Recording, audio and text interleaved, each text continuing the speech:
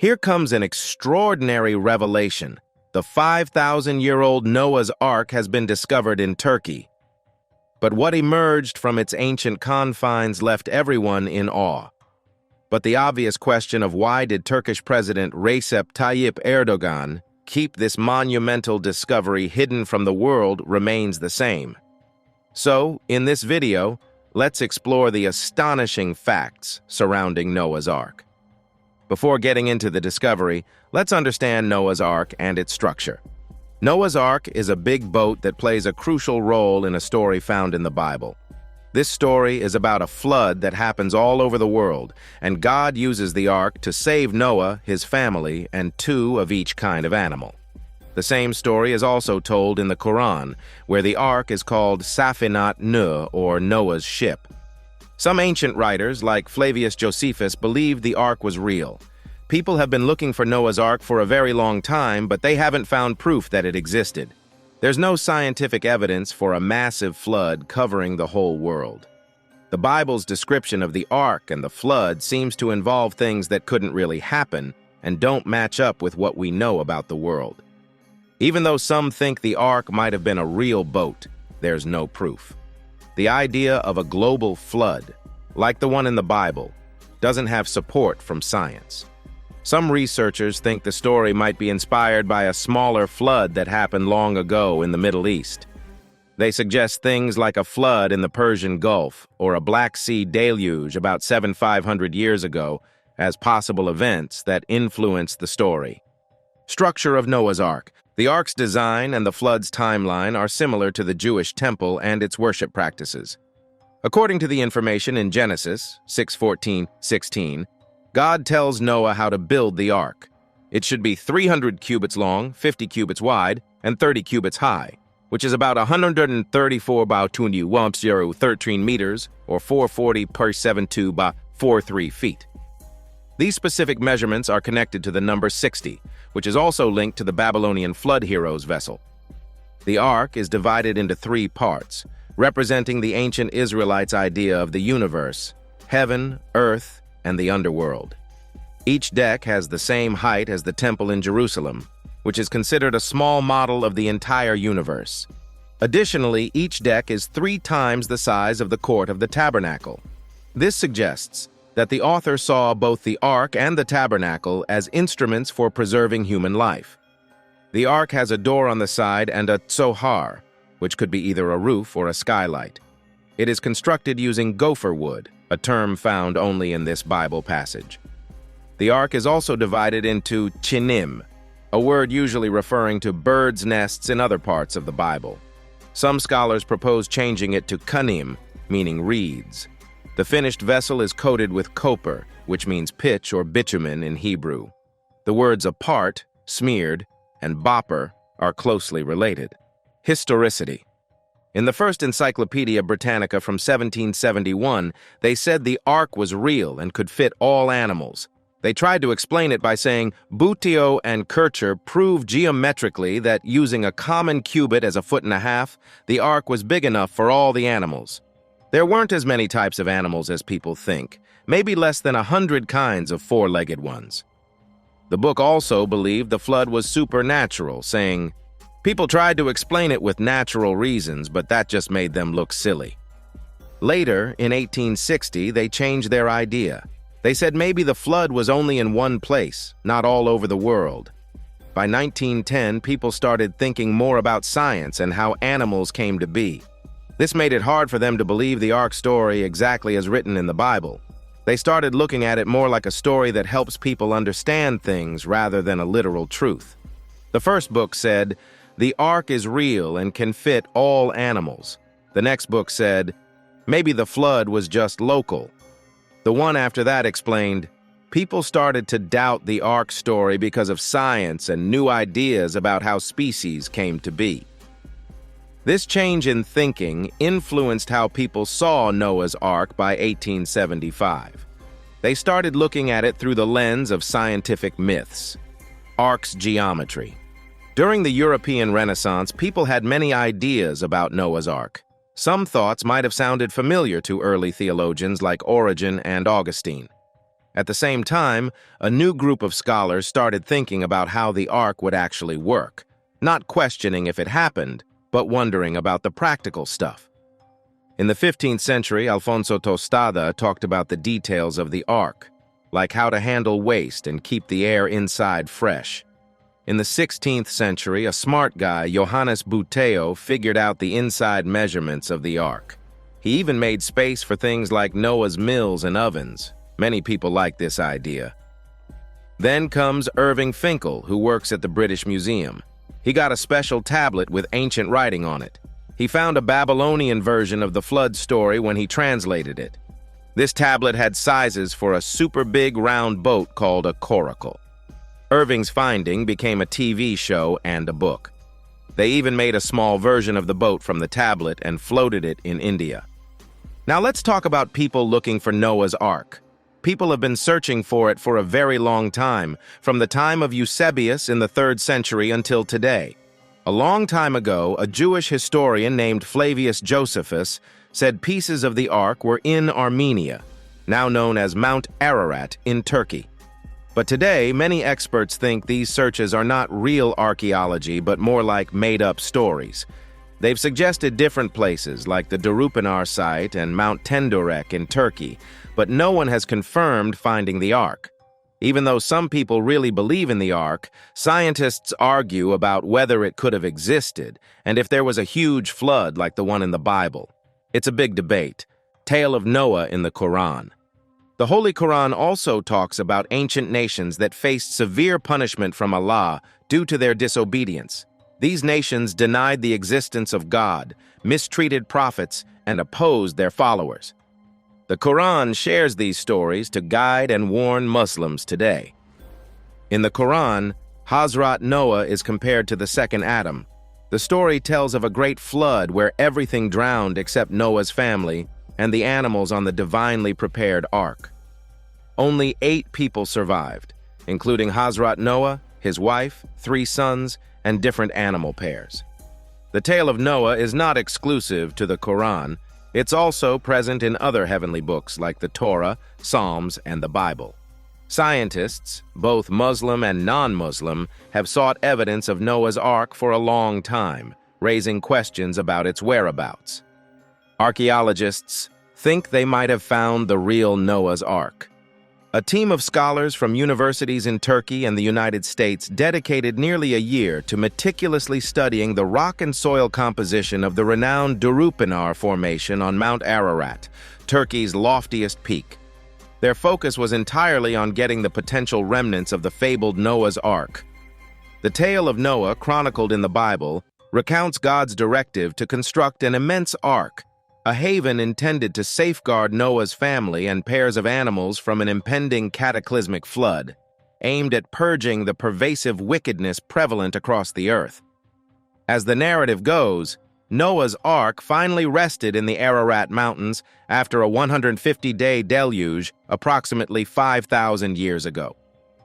Recent investigations by the researchers propose compelling evidence of human habitation in proximity to the distinctive boat-shaped site nestled amidst the mountains, aligning with a timeline from 5500 to 3000 BC. Professor Farouk Kaya, the vice-rector at AICU, emphasized the significance of their findings, citing the analysis of rocks and soil from this distinct area on the mountain as indicative of human activity during the period subsequent to the Noah's Ark deluge. He was quoted stating, "In terms of dating, it is stated that there was life in this region as well. This was revealed in the laboratory results," according to the Daily Mail.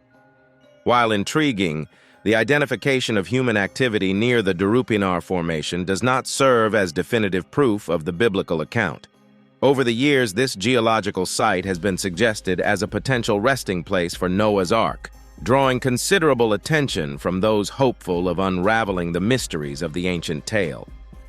However, archaeologists consistently assert that the formation is of natural origin, not a petrified shipwreck, and dismiss any geologic indications of a global flood, as described in religious scriptures. The possibility of a more localized flood is debated but lacks unanimous support.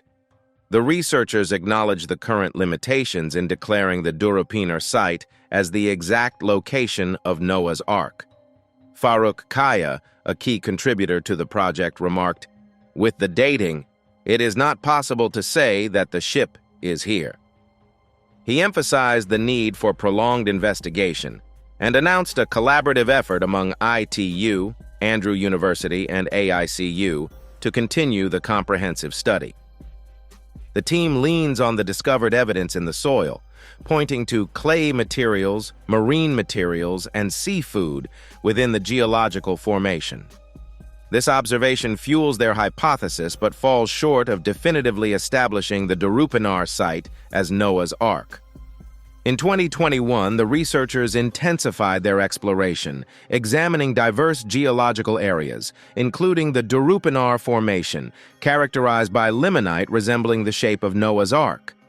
Subsequent rock and soil sampling from the region's highest peaks underwent meticulous laboratory analysis. The tale of God, Noah, his family, and the animals aboard the Ark has stirred centuries-long debates. The ongoing quest for tangible proof of this historical event persists, prompting the team of scientists to delve deeper into the mysteries surrounding the Durupinar Formation. Only time will unfold whether conclusive evidence emerges to bridge the gap between religious narratives and empirical findings from the rocks and soil of Mount Ararat. Another discovery by Chinese scientists. Chinese Christian missionaries and scientists recently claimed to have found Noah's Ark after a month-long research expedition on Mount Ararat in eastern Turkey. This mountain, reaching 12,000 feet high, is where the historical Ark is believed to be located. The team reported that the Ark has 3 floors, buried under meters of snow for 200 years. Numerous teams have explored Mount Ararat in pursuit of Noah's Ark. According to the Holy Quran, the Ark crashed into a mountain called Judy. The latest claim by Chinese researchers adds to the ongoing search for tangible evidence of this significant historical event, combining religious narratives with scientific exploration. American scientists challenge the Chinese claim about finding Noah's Ark. They dispute the age of the wood samples sent for forensic examination, asserting that they aren't old enough to confidently link them to the era of Noah's Ark. The discrepancy raises doubts among experts. Chinese experts stand firm in their assertion, claiming a 99% certainty that the discovered Ark dates back 48,000 years, built by Noah's order from God. The Ark, they describe, boasts 3 floors, spacious rooms, and sturdy wooden pillars. While the Chinese team emphasizes confidence, American scientists remain skeptical, citing the age of the wood as a crucial factor. Arab newspapers contribute to the discourse, questioning the authenticity of the findings. They raise concerns about the Chinese and Turkish Christian experts' reliance on verses from the Holy Quran for their research. This scrutiny adds another layer to the ongoing debate surrounding the true identity of the discovered structure. Experts emphasize that the identified location of the Ark's landing aligns with Mount Ararat. Over the past 2 decades, various scientists have visited this mountain, some even identifying a rock-shaped structure as Noah's Ark. The Chinese and Turkish experts, however, conducted their research in an extreme environment, facing temperatures as low as 60 degrees C and navigating treacherous, steep terrains. The expedition involved studying Noah's Ark from 60 different locations on Mount Ararat. The ship, observed to be broken at several points, has not completely deteriorated as it remains encased in a thick layer of snow. Inside the broken ship, the damaged state of the ship allowed experts to enter and explore its interiors. Chinese expert Dean Chen, in a press conference, officially shared insights into the research. A member of the Chinese team who inspected the ship revealed that each room within the ship stands at an impressive 5 meters high, providing ample space for various animals. Chinese experts utilized radiocarbon technology to scrutinize pieces of the ship, asserting that it dates back 400 to 800 years. Despite this claim, several boxes within the ship remain unopened, posing mysteries yet to be unraveled. In an effort to unveil more secrets and address queries raised by American scientists, the experts plan to revisit Mount Ararat. Equipped with modern tools, including X-ray machines, this return expedition aims to provide a more in-depth analysis of the discovered remains. The quest for Noah's Ark is not a recent phenomenon. During World War II, a British soldier named Leonard, driven by his passion for history and archaeology, journeyed to Iraq. There, he collected various artifacts from local markets. Upon Leonard's passing, his son Simon inherited these belongings, subsequently donating them to the British Museum. Ancient Assyrian Tablet Discovery. Among Leonard's collection was an ancient Assyrian tablet catching the attention of British archaeologist Irving Fleay. This tablet, inscribed in the ancient Assyrian language, became a valuable historical artifact. British archaeologist Irving Fleay's translation of the ancient Assyrian tablet revealed a remarkable narrative. The tablet recounted that when humanity succumbed to sin, an angered God decided to unleash a flood to cleanse the world. God's message reached a righteous man named Noah, residing in the Tigris and Euphrates Valley. Noah was tasked with building a colossal ark, not just for righteous individuals, but also for pairs of every living creature. The tablet vividly described the ark's enormity, likening it to the size of a football stadium. Experts estimate the tablet to be 4,000 years old, predating Jesus Christ by 200 years. This translation serves as an additional robust piece of evidence supporting the historicity of Noah's flood, challenging those who dismiss these events as mere fiction. These accumulating pieces of evidence, including the tablet's insights, stand as compelling arguments against skeptics and deniers, particularly those who question the authenticity of religious narratives, especially in Islam. The tablet adds another layer to the historical validity of Noah's Ark and the flood.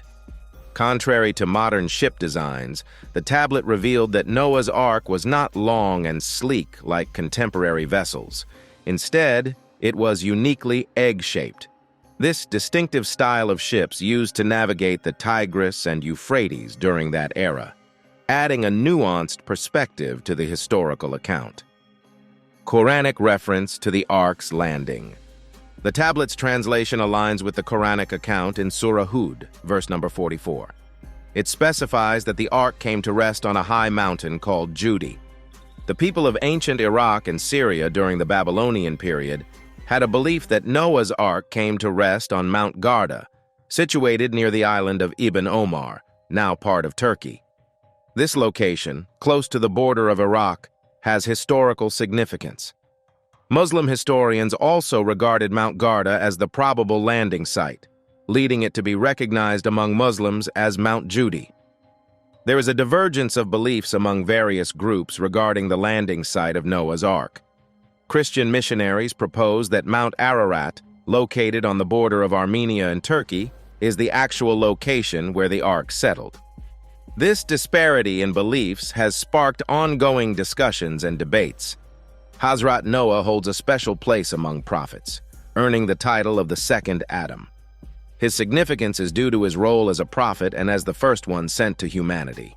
His name appears 73 times in the Holy Quran, testifying to his importance in religious scriptures. Further, Hazrat Noah's lifespan is a notable aspect, living for an impressive 900 years. This longevity distinguishes him as the longest-lived among all the prophets. His extended life allowed him to fulfill his divine mission and guide the people he was sent to. Hazrat Noah was dispatched as a prophet to the people of a nation residing in what is now Iraq. His mission was to guide them away from their rebellious ways. However, when his people persisted in their rebellion, it led to significant consequences, as narrated in religious texts. Noah's plea and divine instruction. Despite Noah's extensive preaching and advice to his people, they persisted in their sinful ways. In despair, Noah pleaded with Allah for punishment for his people. In response, Allah instructed him to build a ship, marking the beginning of a significant chapter in the biblical narrative. Noah diligently worked on the construction of the ship, completing it in 2 years. The ark measured an impressive 300 cubits in length, 50 in width, and 30 in height. This massive vessel was designed to withstand the impending punishment that Allah had ordained. As the divine punishment unfolded, continuous rain poured from the sky and springs gushed from the earth, submerging everything in water. Noah's Ark, however, floated on the water's surface for an astounding 6 months and 8 days. Eventually, it found its resting place on Mount Judy on the 10th of Muharram. Subsequent to the flood, the receding waters revealed the land. Hazrat Noah, guided by divine instruction, embarked on rebuilding.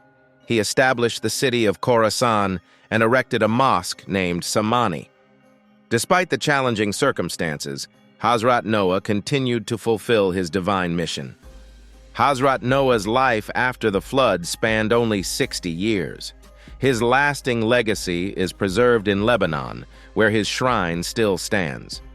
So what do you think of what scientists found inside Noah's Ark? Comment below and subscribe for more.